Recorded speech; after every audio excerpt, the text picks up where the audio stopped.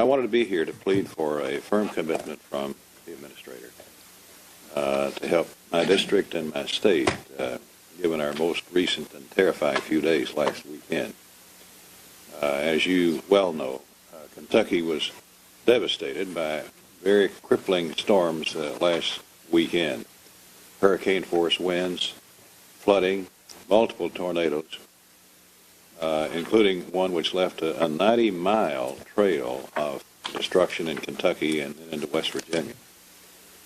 Really rare for the hills and mountains to have a tornado at all, but certainly at this time of year. Have left many communities in my region completely ravaged. The towns of West Liberty and East Bernstead have simply been destroyed. Every building destroyed. Martin County, Laurel County, Lawrence County, Morgan County, Menifee, Magoffin, other counties still counting damages, all of them in my district, but there's other counties around the state outside my district hit also. Massive loss of life and injury. Some families have lost everything. Cars, homes, possessions, pictures, family Bibles, you name it, gone. And then on top of that, a 2-inch snow on what remained. My people are really hurting. And as you can see from the photographs that I think we've provided, homes have been demolished, businesses torn apart, families displaced across the countryside, no communications, no electricity. The governor said it looked like a bomb went off, and I agree. While the response of Kentucky Emergency Management, the Kentucky National Guard, the Red Cross, firefighters, police groups, church groups, countless volunteers from all over the country have been both timely and valiant. The damage brought by these storms far exceeds the capacity of our local governments and state emergency response teams to address. In fact, in West Liberty, the courthouse, the seat of government, was practically destroyed. We are trying. I've heard countless reports of volunteers from all over, coordinated and on their own, driving hours to help cut trees, remove debris, deliver water, take in a homeless family, or the like. Work is now being done with snow on the ground. And I want to thank you at the outset here by saying that the FEMA personnel were there immediately and have been helping coordinate efforts all along, even before a request from the governor or a declaration.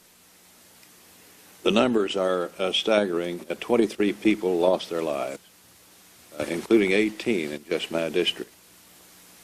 And it's not over yet, probably. 222 are in the hospital with injuries.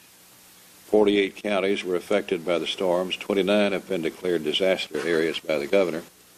1,500 or so are still without power.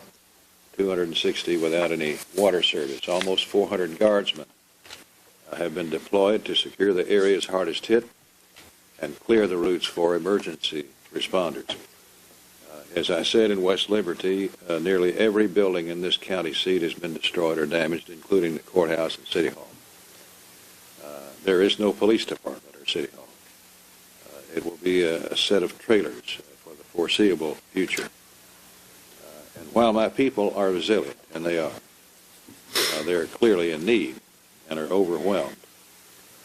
On Monday, as you know, I requested the president to approve a request by our governor for a federal emergency declaration. It seems that FEMA is working diligently to evaluate the info at its disposal, and the president made a disaster declaration last night, thank goodness, to provide individual assistance to 7 counties in the region, and I want to thank you for that. However, there are a number of counties, notably Magoffin and Martin, which remain in dire need of both individual assistance and public assistance because the devastation has torn up the roads, schools, courthouses beyond recognition. Can you, Mr. Director, give us any indication on when a decision might be made about the remaining counties designated by the governor's letter to the president? Yes, sir, Chairman Rogers. As soon as the president declared, and I've done this in several states, and it bears explaining. rather than waiting until we have all the information, as soon as we saw that we had sufficient damages that would recommend in the counties we were in, we were able to get that to the president.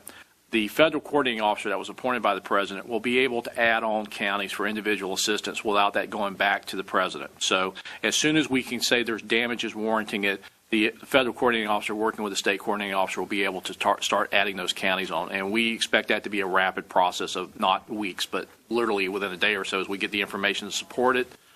But we also made a conscious decision with the local officials that our priority would be get individual assistance turned on first, and then we'll do a count for public assistance. And because many of those individuals are still responding, as you pointed out, and so trying to go back and find out about insurance and get the cost, really for that, we are working with the state on getting back in there to do public assistance, and we'll send, as soon as we have those numbers, we'll process that request as well. But we put the premium on the individuals because we know right now it's going to be an issue about housing and their immediate needs. Since we were working closely with the state, we were just, and this is the good news story, as you pointed out.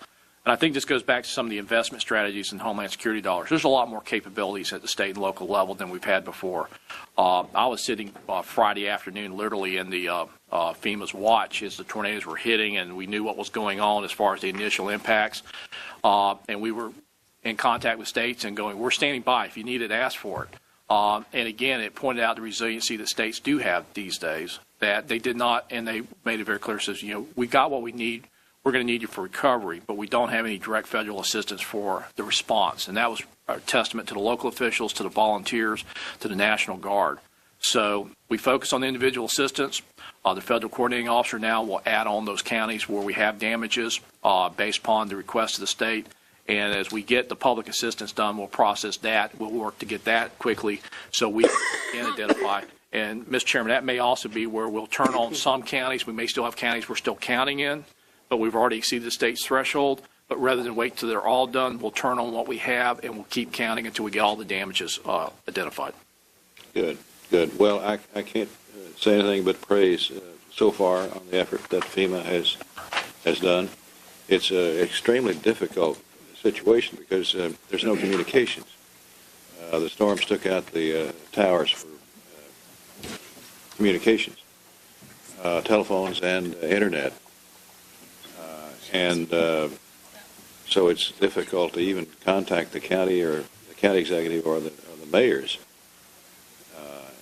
And besides that, the roads are so clobbered with trees and limbs and damage.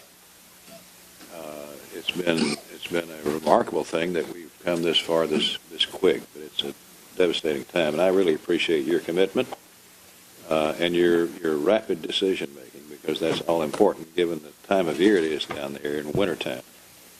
With devastation as widespread as it is, and the human factor is altogether important here. These people are hurting severely, and I appreciate the rapid response that FEMA has devoted to this. I look forward to working with you further as we go on down the pike. Yes, sir. Thank you, Mr. Chairman.